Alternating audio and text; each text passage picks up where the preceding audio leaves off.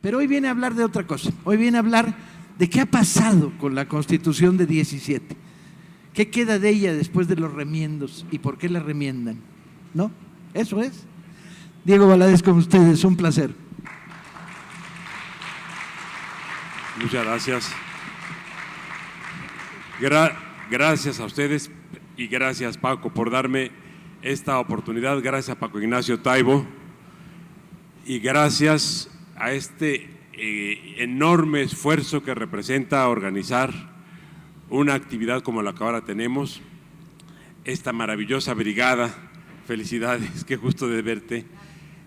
Y voy a entrar en materia. En primer lugar, mi disculpa por la llegada a destiempo, pero creo que ustedes estaban muy contentos con Fritz y que me pude haber tardado todavía más o incluso no venir porque estaba en una plática muy amena por lo que pude escuchar. Bien, señoras, señores, el tema que voy a tratar con ustedes es el de nuestra Constitución, cómo se formó y cómo se ha deformado. Son dos aspectos que tenemos que ver con enorme cuidado, porque ahora lo que se plantea hacia el futuro es cómo reformarla.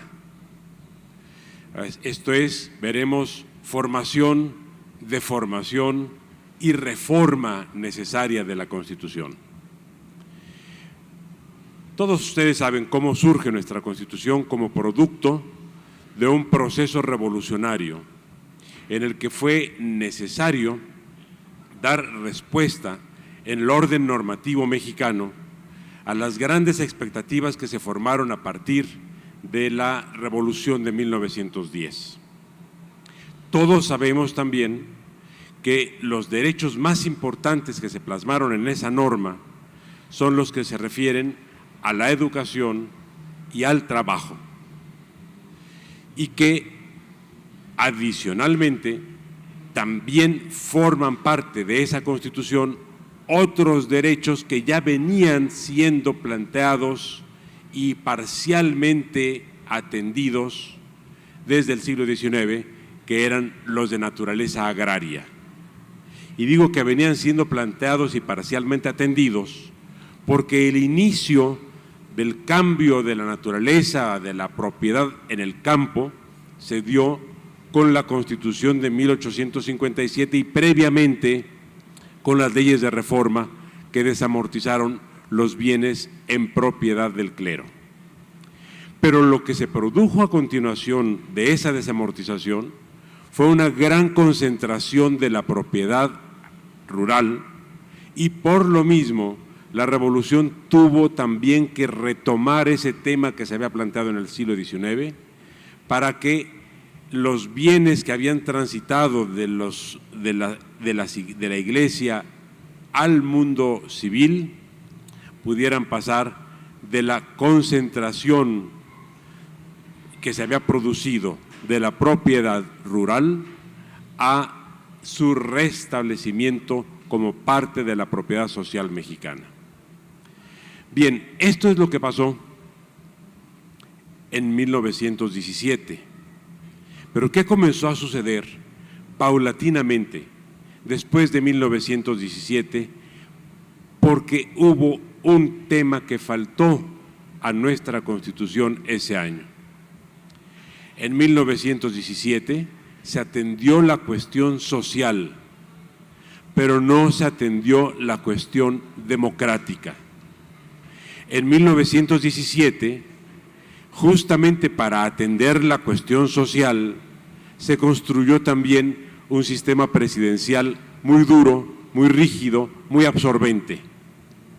Y digo que justamente para atender eso, porque había que desmontar toda una estructura de poder porfiriana, había que desmontar toda una estructura de poder en manos de los latifundios, de los latifundistas, y había que replantear toda una serie de respuestas con relación a las demandas, a las exigencias de los trabajadores mexicanos que ya venían siendo formuladas desde la formación del Partido Liberal por parte de Ricardo Flores Magón y de todos los socialistas que lo acompañaron en ese gran proyecto y en esa gran propuesta que se hizo de reivindicación de derechos colectivos. Pero en 1917, repito, se tomó en serio el tema social, pero se omitió el tema democrático. Conforme la Constitución fue reformada de manera sucesiva, los presidentes ya no fueron solo la primera autoridad educativa, como habían sido en 1917, y la primera autoridad laboral, y la primera autoridad agraria, y la primera autoridad fiscal, y la primera autoridad sanitaria. Poco a poco se comenzaron a adicionar otras facultades a los presidentes que los convirtieron también en primera autoridad en otros muchos ámbitos. Por ejemplo, se convirtió a la Ciudad de México en 1928 en una dependencia de la Presidencia de la República, el Departamento del Distrito Federal. Hasta entonces, el Distrito Federal había estado organizado como municipalidades. Entonces se convirtió también al presidente en la primera autoridad en la capital del país, que por cierto, en la capital del país vivía nada menos que el 30% de la población nacional. Posteriormente se incorporó la seguridad social y el presidente se convirtió en la primera autoridad en materia de seguridad social. Posteriormente se incluyeron otros aspectos como la extensión del mar patrimonial, como la protección del ambiente, como la urbanización o planificación urbana en el país, como la planificación económica a través del Plan Nacional de Desarrollo. Estoy pues a grandes pinceladas presentando a ustedes cómo se fue adicionando la Constitución con elementos que eran indispensables para la vida del país, pero que como no había estructura democrática en la construcción de la Constitución, todo se convirtió progresivamente en una serie de facultades adicionadas a las ya grandes potestades que se habían depositado en manos del presidente a partir de 1917. ¿Por qué ocurrió esto? Bueno, hace exactamente 100 años, en octubre de 1914, comenzó aquí en la Ciudad de México una convención integrada por los representantes militares de la Revolución. Poco duró esa convención en México, no más de 10 días, y acabó trasladándose a Aguascalientes, y la conocemos hoy como la Convención de Aguascalientes. En esa Convención de Aguascalientes se planteó la conveniencia de que México tuviera un régimen parlamentario. La respuesta la dio Venustiano Carranza al inaugurar las sesiones del Congreso Constituyente en Querétaro. En el discurso inaugural, el 1 de diciembre de 1916, Carranza dijo que México no podía ser un país estructurado en cuanto a su poder conforme a un régimen parlamentario, porque no había partidos en el país, porque no había dirigentes experimentados en el país y porque no había opinión pública en el país. Las tres cosas eran ciertas. La clase dirigente, que sí existía, era una clase vinculada a la dictadura saliente, a la dictadura porfiriana. Los partidos apenas estaban en gestación. La primera ley de partidos, la primera ley que permitió y que reguló la existencia de partidos, la había expedido en 1911 el presidente Madero.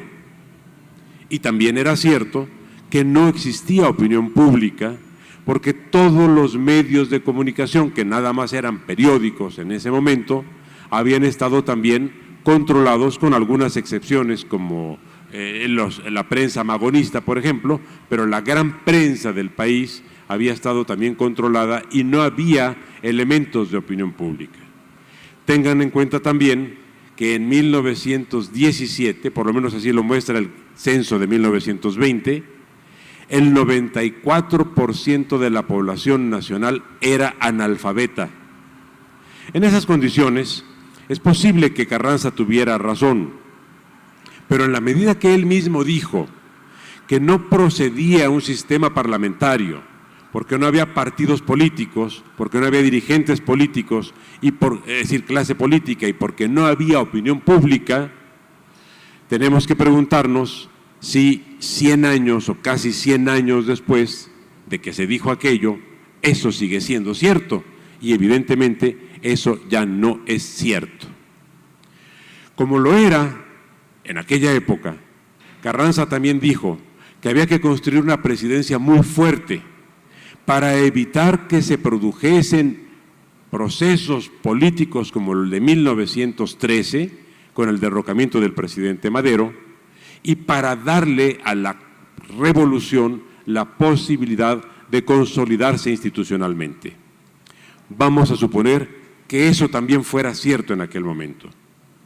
Lo que ocurre es que en la medida en la que se fueron incrementando facultades a los presidentes, sin que se fuera democratizando el ejercicio de la presidencia, lo que se produjo fue una gran distorsión del sistema constitucional mexicano, y eso es lo que tenemos hoy.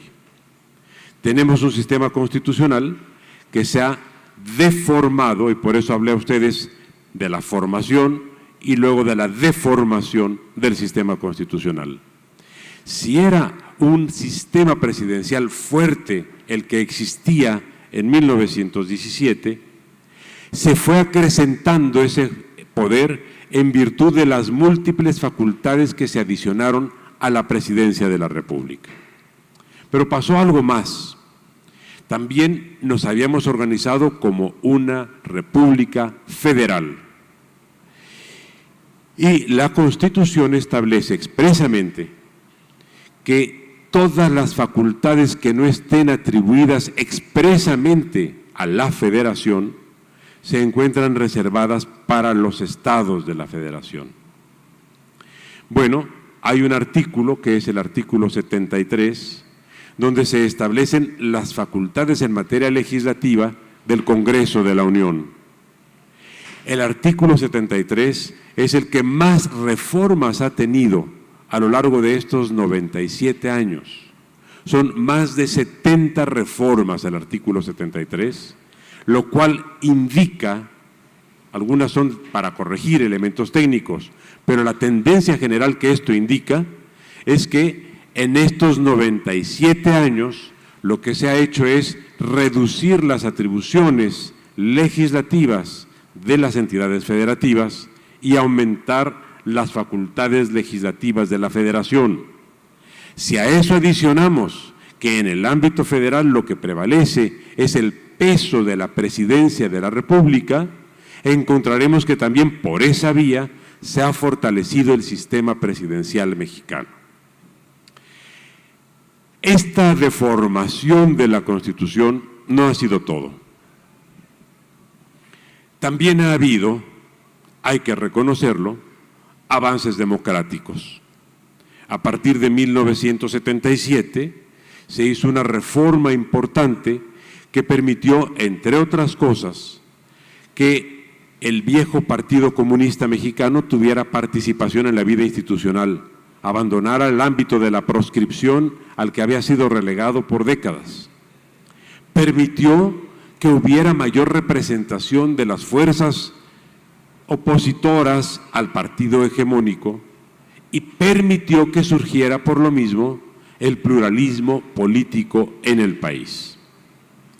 Un primer paso democratizador se había dado años antes al establecer el sufragio para la mujer, al otorgarle el sufragio a la mujer en 1953. Pero se había mantenido la estructura del poder, el sistema representativo, el Congreso de la Unión y los congresos estatales, como en unidades monolíticas dominadas por un solo partido hegemónico. Cambia esto en el 77. Comienza a darse un proceso del que muchos de los presentes son testigos y los más jóvenes pues saben que hoy tenemos ciertamente muchos problemas, pero también tenemos un espacio de libertades públicas que no se tenía antes.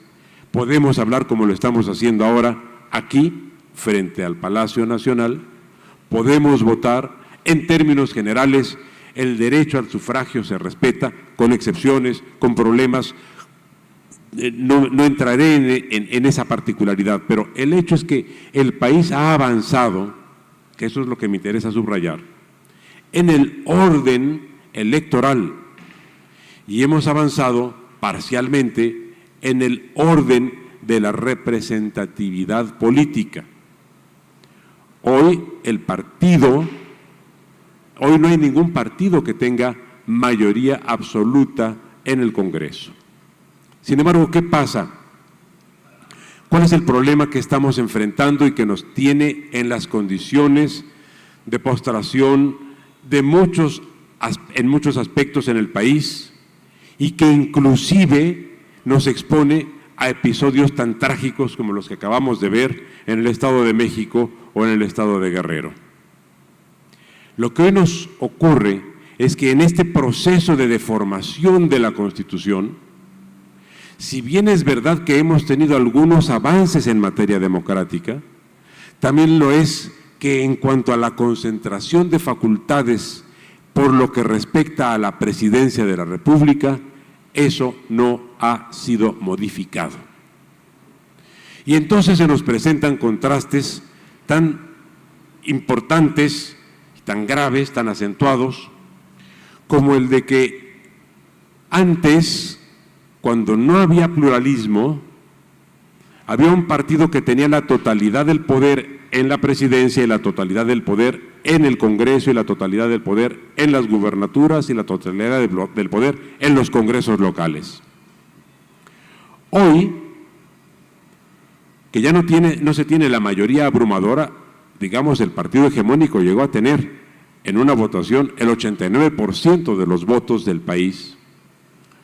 Hoy, que tiene el 36% de la votación, sigue conservando el 100% del poder en cuanto al gobierno. Mientras que en el Congreso encontramos que el 35% apoya al gobierno y el 65% corresponde a otras corrientes políticas del país, con relación a las cuales no hay posibilidad de que tengan acceso al poder de decisión, ni al poder de programación de las acciones de gobierno, ni siquiera al poder de controlar lo que el gobierno hace.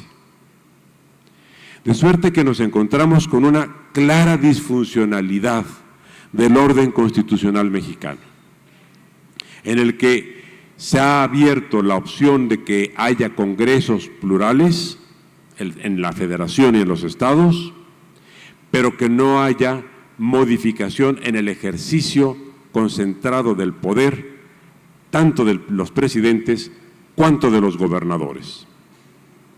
En el ámbito de los estados, este problema se hace mucho más acentuado de lo que podemos ver solo desde la capital del país, porque allí el pluralismo acaba por ser un pluralismo formal, no un pluralismo real, porque hay factores de cooptación o porque hay factores de intimidación o porque hay factores de inclusive represión en contra de quienes en el orden de la representación política sostienen o plantean posiciones críticas. Es muy llamativo que en muchos de los estados del país se aprueben las iniciativas de los gobernadores por unanimidad.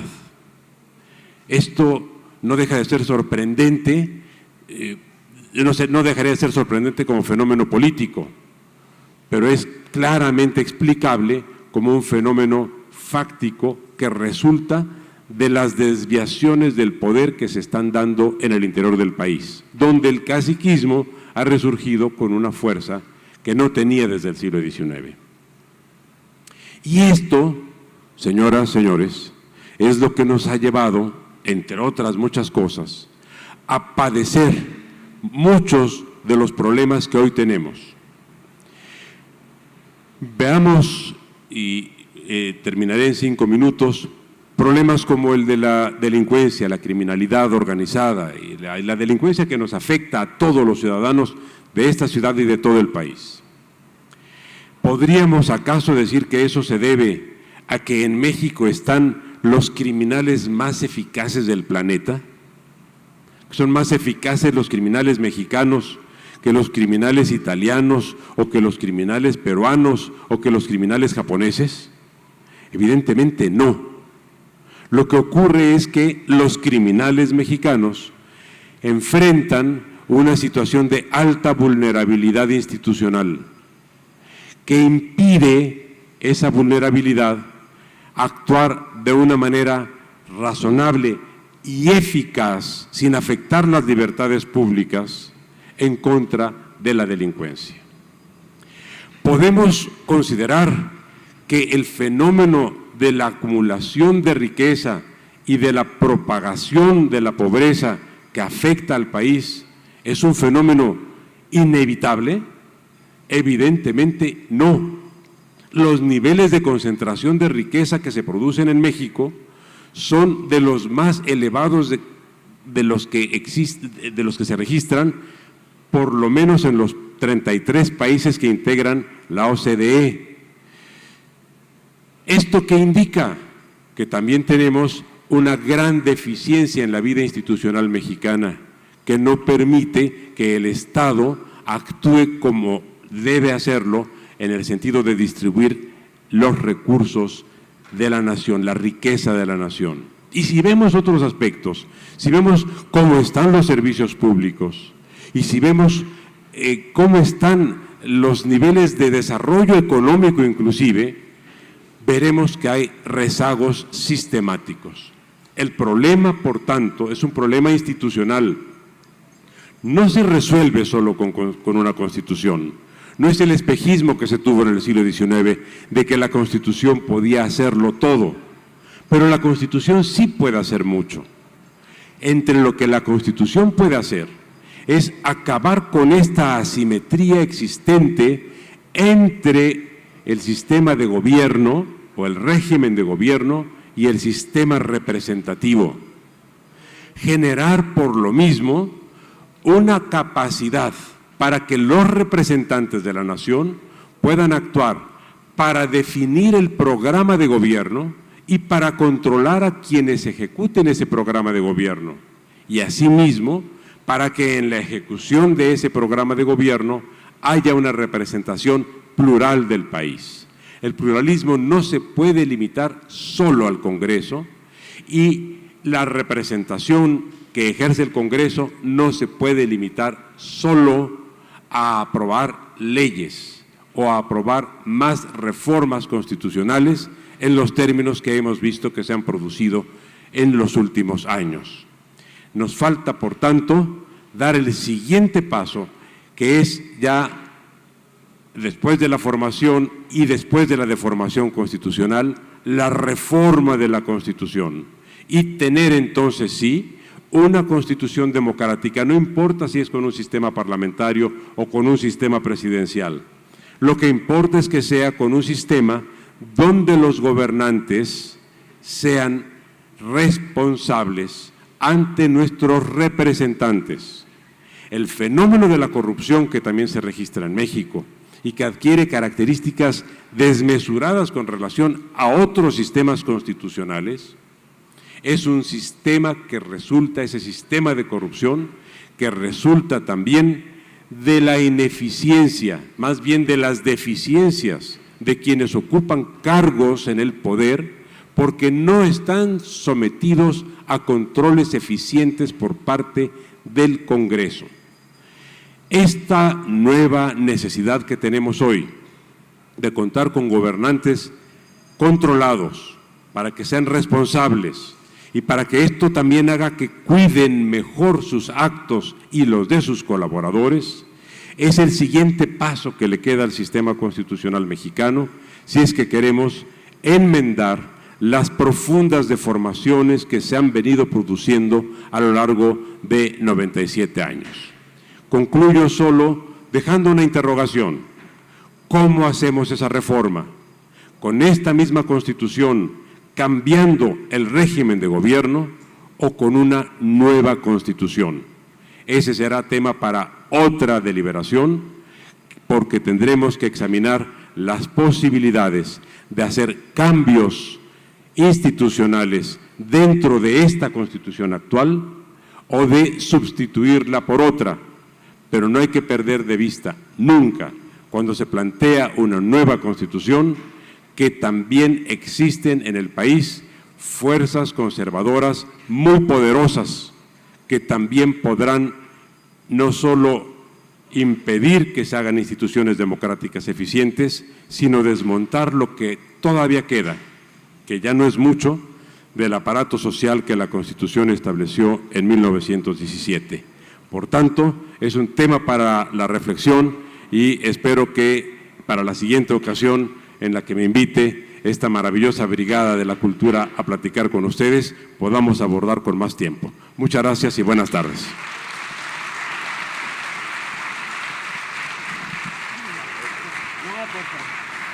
Bueno, quiero darle a Diego un pequeño reconocimiento de la feria y le damos también aquí que va algunos libros de la Brigada para Leer en Libertad.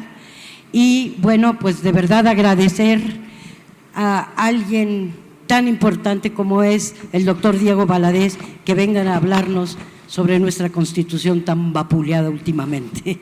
Muchas gracias.